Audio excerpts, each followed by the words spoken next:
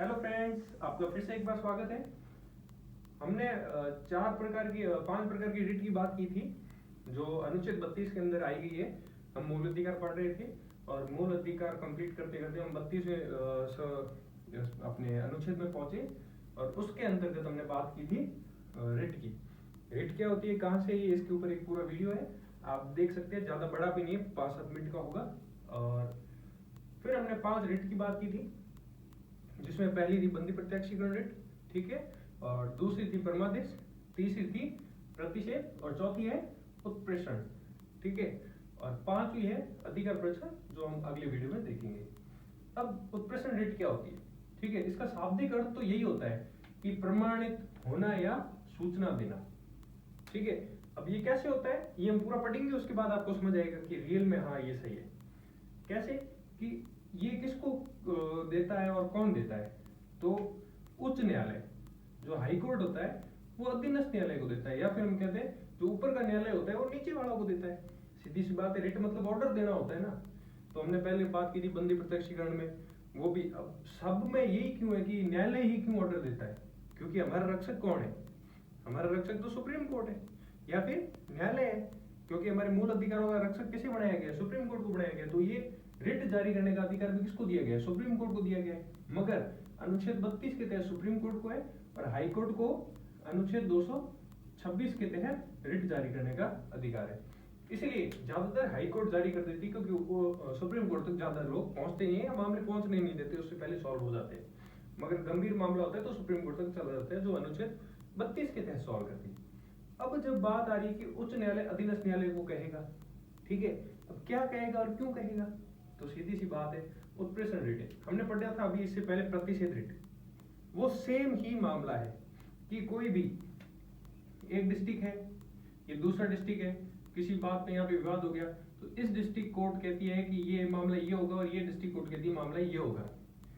इन दोनों को रोकने के लिए, प्रतिषेध के लिए हाई कोर्ट ऑर्डर करती है कि आप कुछ मत करो, क्या मामलों का मैं देखूंगा, ठीक है।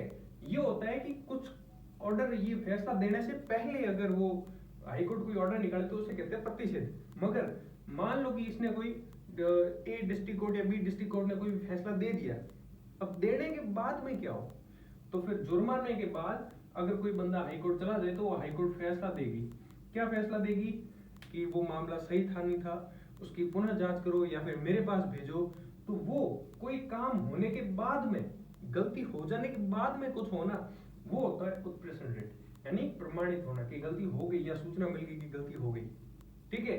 मान लो कि अगर एक डिस्ट्रिक्ट ने दूसरे वाले के मामले पर दे दिया, ठीक है, फैसला दे दिया, मगर वो उसके अधिकार क्षेत्र से बाहर था, फैसला भी हो सकता है गलत हो, तो वो फिर हाईकोर्ट के उत्प्रेषण रिट करेगी कि जुर्माना लगाया जाए, या फिर फैसला जो हुआ है वो सही है गलत है, तो वो सब मामले उत्प्रेषण में आएंगे, ठीक है। तो प्रतिषेध में सिर्फ केवल इतना था कि रोक लगती थी, ठीक है। और इस पे क्या होता है कि वो गलती हो गई, रोक लगने से पहले ही मामला सॉल्व हो गया और वो गलत हो गया, तो उसका सॉल्यूशन निकालने के लिए, प्रमाणित करने के लिए, सूचना वापस लेने के लिए या देने के लिए उत्प्रेषण रिट जारी की जाती है। अब किस किस मामलों में होगी, तो देखो, हाई कोर्ट कब कर सकती है, जब कोई मामला लंबित हो।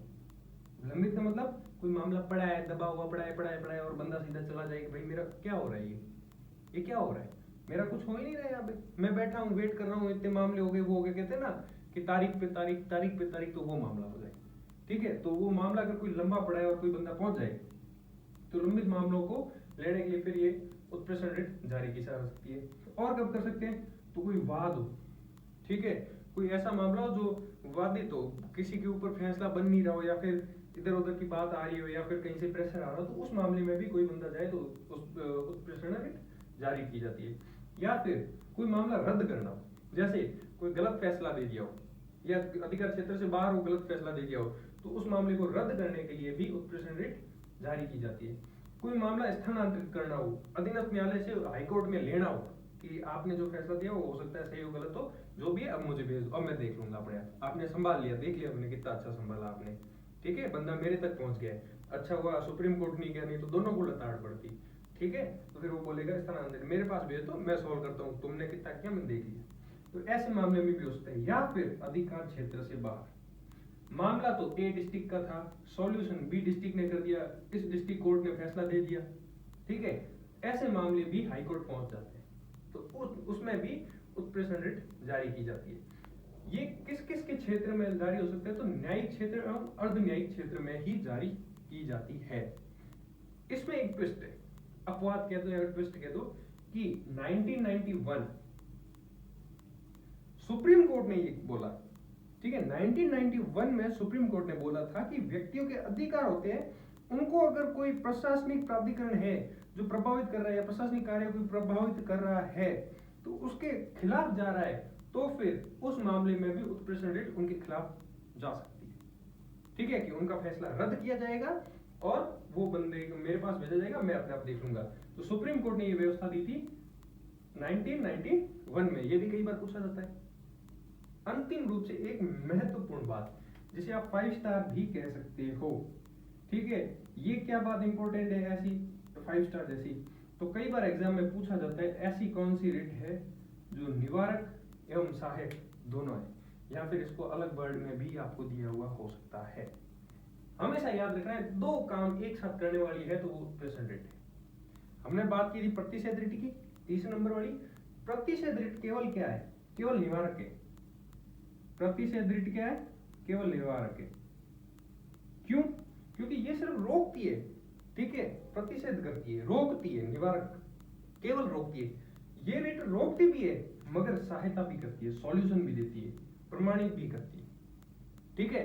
तो ये अगर सॉल्व भी कर रही है, उसका जवाब भी दे रही है, आपको सहायता भी कर रही है, और जो काम हो गया उसको रोक भी रही है। अगर गलत काम हुआ है तो उसको रोक दिया, ठीक है। जैसे मैंने बोला कोई मामला गलत फैसला दे दिया तो उसको रद्द भी करती है, तो निवारक, रोक दिया ना उस मामले को। आपके खिलाफ अगर कुछ गलत हुआ है, आपके मूल अधिकार का हनन हुआ है, तो उसको इसने रोक दिया।